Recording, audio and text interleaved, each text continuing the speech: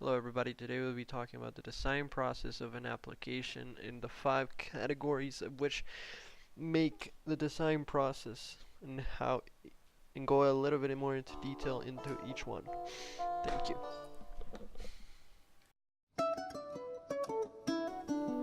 Conceptualization is the task of coming up with an idea of our application. It is what makes our application what it is. It's the process in which we define what our app will do and how this app will function. After formulating our idea, we must then define what target audience we intend to target with our application and do research into that field. We must also identify what problem we intend to fix or make easier for our user, as well as define what kind of app we will make to satisfy a need. For example, if our application will be for entertainment, we must investigate what kind of entertainment we will provide and under what form. Will it be audio or video? Will it be live streamed or recorded? So on, so forth. With that information, the idea becomes more solid and valid, and therefore then progresses into definition. Definition. The definition of the app is the step of defining the users that are the target audience of the app, as well as defining the app itself. Defining the app includes the functions that the app should be able to complete, as well as what the app will be called and other things. This is a crucial step because it will define what the app will become. It is the process in which we explain what our idea is, but with more detail, and we define more accurately and in simpler terms so that other people can understand better what it will be for. In other words, we define what our product will be to a public audience. This is very important, as these announcements of the app definitions is what will draw people and investors in.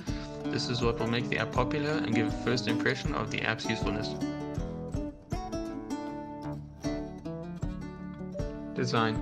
Design is another very important step in the development of apps. In this step, the previously defined concepts and definitions are visualized, first in the form of wireframes, which will allow the creation of the first prototypes, which are to be tested with the previously defined users.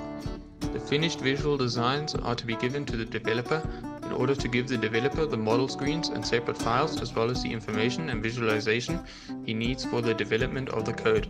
The app designs are what will allow the developer to write a code that will show the designs and then improving it to make it cleaner and more ordered. The programmer is responsible for giving life to the designs and creating the structure on which the operation of the application will be supported. Once the initial version exists, it spends a great deal of time correcting functional errors to ensure the proper performance of the app and prepare it for approval in stores. While the choice of platform is completely solitary, here are some tips to keep in mind if you're still unsure in which way to go.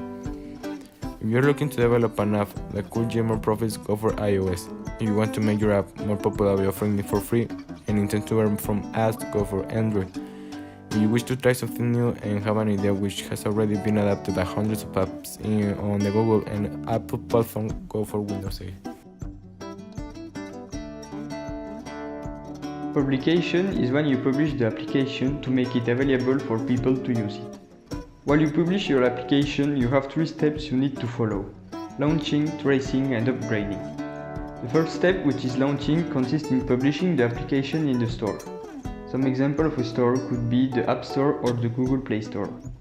The following step, which is tracing, consists in following how your application is doing. You can check the user's comments, check the statistics, and find bugs. Updating is the last step and consists in updating your application.